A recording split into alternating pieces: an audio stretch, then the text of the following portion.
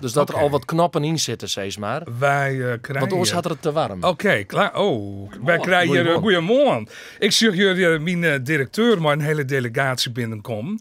En ik net een beetje een liedse delegatie. 1, 2, 3, 4, 5... 6, zo. Ik weet het wat je rond de hoorn is. Klaas, ik mag die onderbreken. Ja. Maar ik zou zeggen, sco even op. Of, ja. Meneer Koster, ja, ik ga zitten. Ja, zo vallen u, ik weet het echt niet. Nou, ik dacht dat het een stuk of 8 wie, maar binnen er ook wel 50.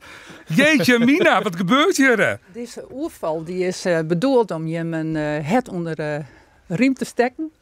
Om de omroep even naar voren te halen. Want wij binnen eigenlijk als FNP, dat we 50 hier bestaan. Ja, dat is zo, ja. Van het Lokwensker, ja.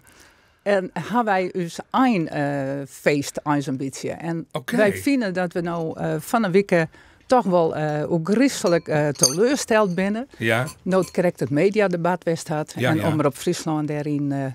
denk ik net goed mijn om is. Nee. En dat is nou de zoveelste keer dat wij in Den Haag zeggen dat het randverdrag voor de minderheden, dat men het net niet eens weet. Ja.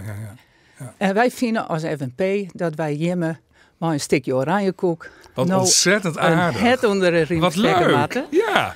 En daarbij willen we ook aankondigen dat de Vreun van Omroep Friesland en de Rie van de Friese Beweging van de week een petitie online zetten kunnen, werd alle Friesen haar betuiging Jan kennen om Omroep Friesland te stipjen in deze 3 tijden.